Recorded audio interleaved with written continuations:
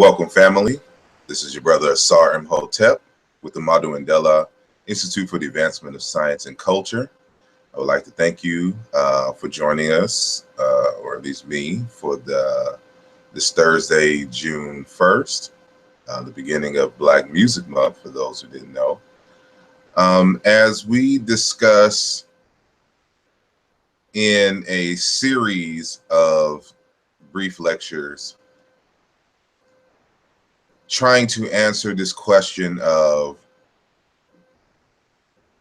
at least according to African tradition, what are the gender roles, the primary gender roles, and answering the question, should or is the man supposed to be the primary breadwinner of the family? Now, again, this is going to be a two-part series. And so the first part will be very brief, and I'm just going to deal with a linguistic component. I'm going to answer that question indirectly, firsthand, in part one, by doing a linguistic analysis of what is a husband and what is a wife. And by answering that question, we indirectly answer the question of is the man supposed to be a primary breadwinner? And then the second part, in part two, is going to happen in a future date. I will bring about more recent studies, historical studies, that show that this idea of a man being the primary breadwinner of a family is historically a myth, and that this idea only recently came as a result of developments in the United States starting in the 1920s, I think. So I'm not going to keep this long. I will try to be as brief as possible. And so I actually have a few slides, and we're just going to get into it. And so let me first share the screen.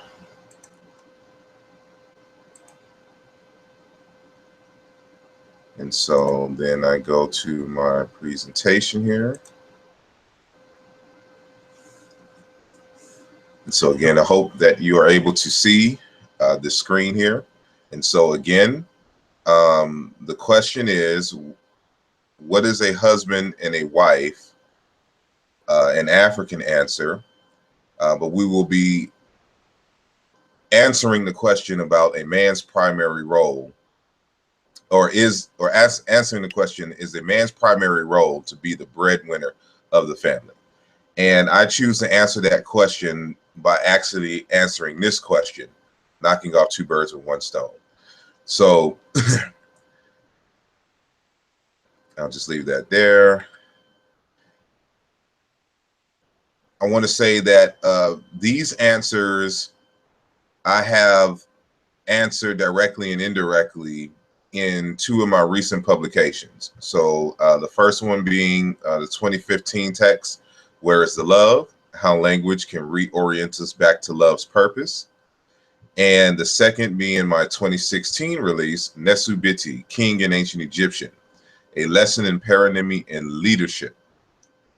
And so you can pick up these texts on my website at www.asarmhotep.com.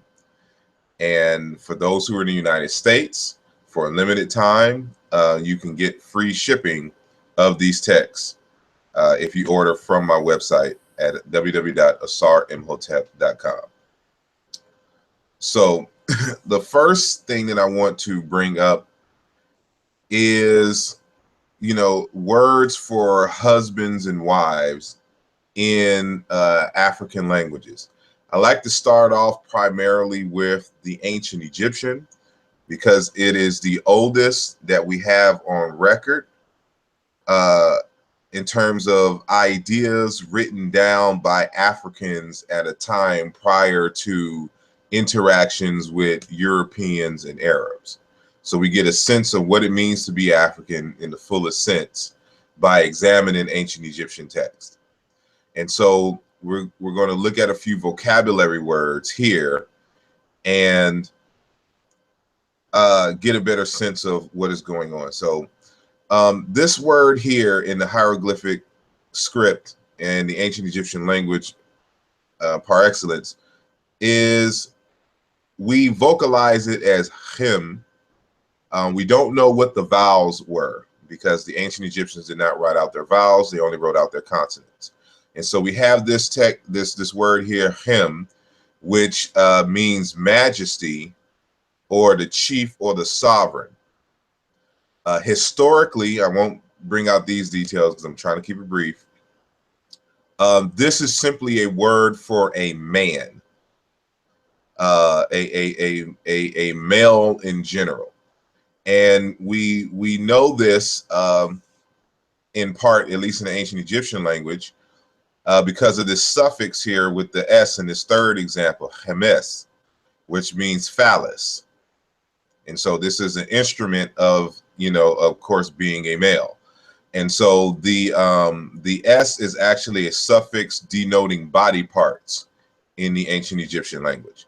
And so the word him for majesty, chief, and sovereign is simply a word for man in general, in terms of a human being, and a male in particular. So we go to the next slide. We have this word hemet, which means woman, wife, female. Now, you can see that it has basically the same consonant root. We expect that there was different vowels to denote or connote that, one is speaking of a woman and one is speaking of a male. But in particular, in ancient Egyptian language, they added this suffix, which is we call a feminine suffix, which lets you know that the word is feminine. So if we go back, we have the word him, majesty, chief, sovereign. And then we have hemet, woman, wife, female. And so we also have the feminine version of majesty, of the queen of goddesses. And so, and this word here is also used as in the phrase hemet Tari, which means a married woman or a concubine. Now, this word Tari here is the primary word for husband in the ancient Egyptian language. But this is a later innovation. The first word in based on historical data was him. So this word, this root word here, him and hemet, for man and man and king, and then woman, wife, female, and queen, goddess. They're built off the same root. And in the ancient Egyptian language, the same word for woman and man is the same word for husband and wife, respectively. And so we got to keep this in mind. And so I'm building up here. So just keep these things in mind as I'm saying it. Pay attention to this root, this H with the dot under it, and this M is the primary root. So what I want to suggest here is that the word him is actually, as I mentioned beforehand, a word for body and man, as in human being in general. And it's not just man or in terms of the body, in terms of the physical body by itself. It is more so an active physical body, an alive physical body versus a dead physical body.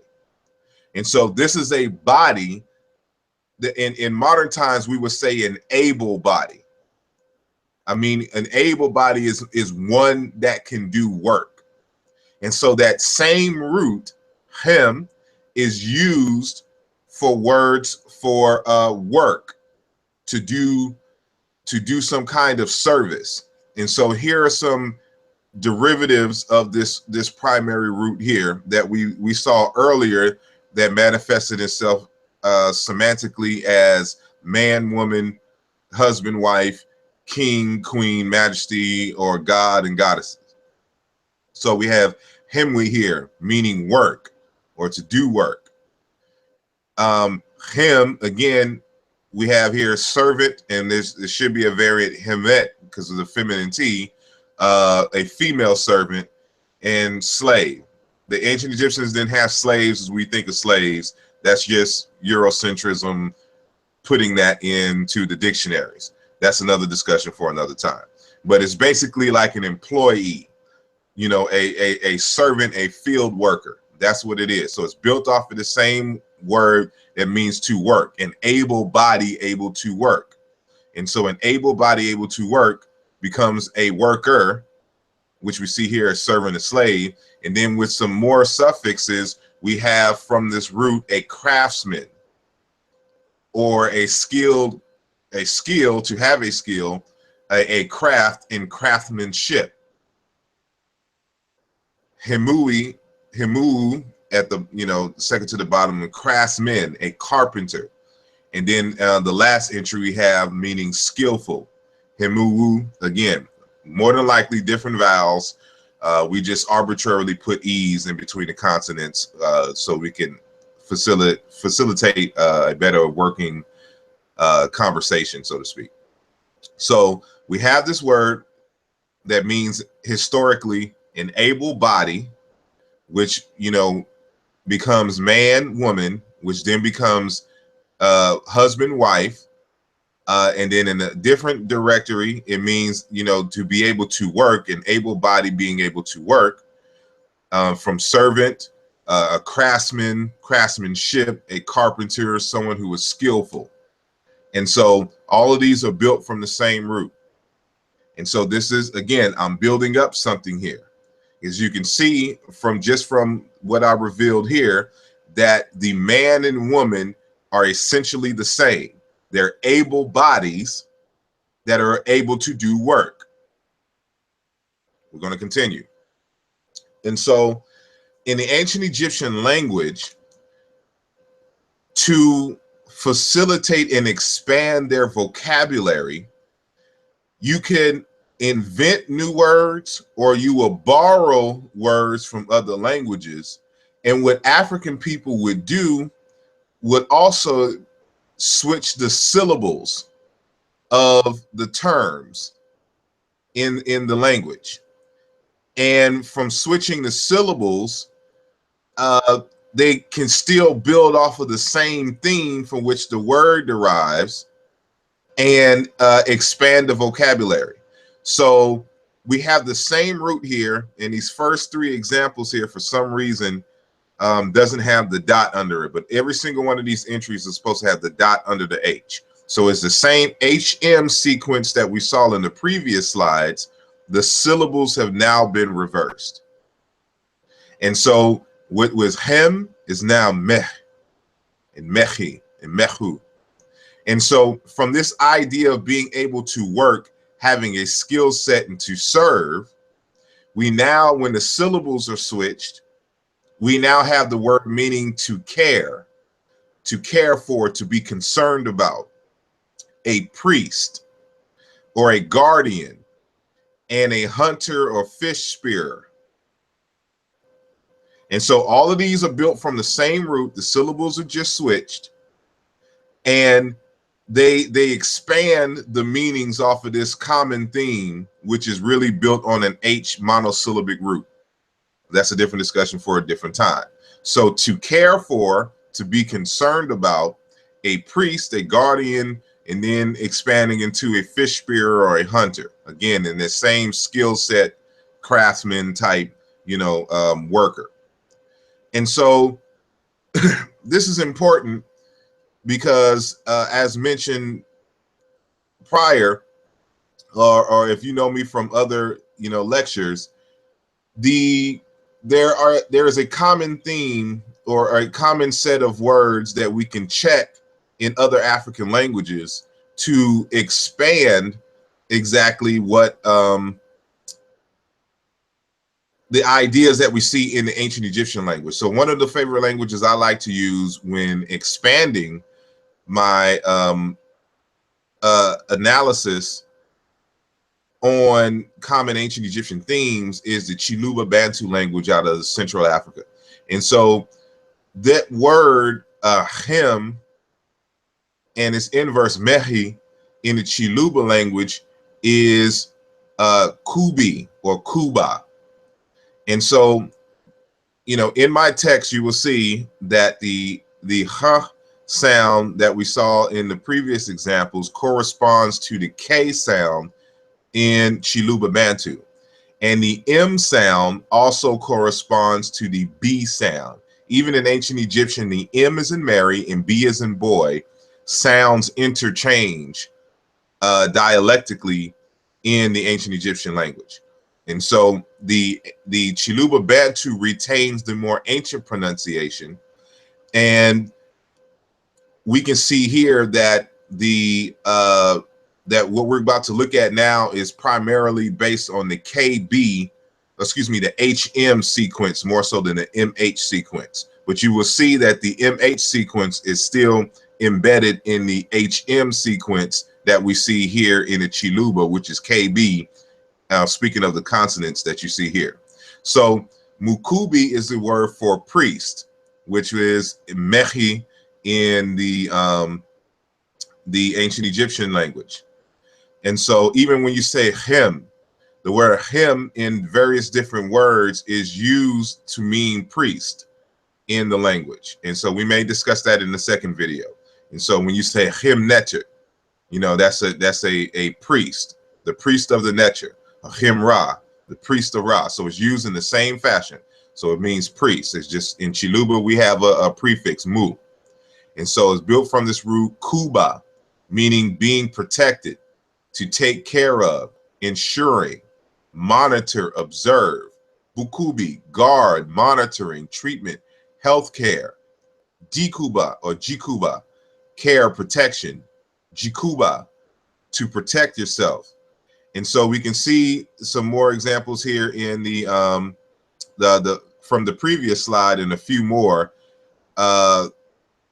with the MH root. So in Chikam, which is another variation of the word Kemet from the Chiluba language, we have Mehi, meaning to care, or Mehi, yeah, to care for, to be concerned about, and Mehi, guardian, just as we see here in the Chiluba language. And so even in Chikam, we have Hemet, meaning support for a target or post, and Hem, meaning to give protection and defend. So that Hem is built off of that same root for able body, you know, priest, male, husband, wife, you know, god, goddesses. These are all words built from the same root and the same thing. And so all of this comes together. Like, for example, in these languages, where it is Kubi in Chiluba, in these other languages, these other Bantu and African languages, we can see that the B corresponds to the M. And so, for example, in the Lingala language, we have Nkumu, which is a traditional religious chief. So think of the word him, meaning sovereign, majesty, king. But it's also a word just for male. And so in these African languages, the word for male is the same word for chief and head. Banda language, Kumu, the head or the leader, same semantic field. In the Zande language, Kumba, husband. And in the Bambara language in West Africa is Kum, which is head and leader. And so that is a nasalized vowel at the end. So the M has been assimilated into the U sound. And so these same roots, just to demonstrate that the same word for chief is the same word for husband. And so it's the inverse for the woman. Of course, the same word for woman, wife, is the same word for the chief, the female chief, or the female king, and goddess in the same sense. So what does all of this mean? When we think about a husband and a wife, from the data that we see here, because of the very words for husband and wife are built off of the same words for servant, protector, and things of this nature. What it's telling us is that, one, the husband and wife have the same role. They have the same objectives. And to be a husband or a wife is to be a source of protection and a source of health care. And so there is no distinction between, you know, what a man is supposed to do and what a woman is supposed to do. They're supposed to be the same thing for each other. Again, primarily a source of protection and a source of healthcare. And so when it comes to this idea that a man is supposed to be the sole provider, that is a myth. And we'll get into that more so in part 2. I just wanted to bring this example from this is the image that I used on the front page of my book, Where is the Love? How Language Can Reorient Us Back to Love's Purpose. This is an ancient Egyptian relief of this individual by the name of Senedjem, and this is his wife behind him, Nefertiti, and they're preparing these fields together here. So you can see they're a husband and wife. The husband here is plowing the field. And, you know, so he's controlling it. And of course, he's a bit bigger and stronger, can handle these cows, you know, more effectively. That's what he does. But you notice right behind him is his wife with the seeds, planting the seeds as, you know, as he's going along plowing. In other words, they are working as a team to contribute to the wealth of the household and the family.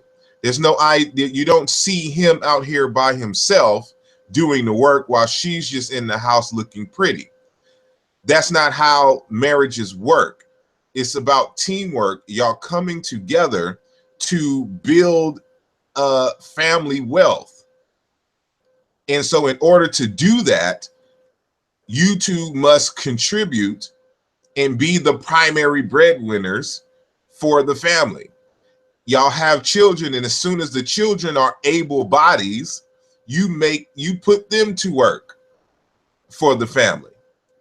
And so there's a lot of myths that we have to dispel as it regards, you know, these Western notions. And again, we'll get into that more so in part 2 of this discussion.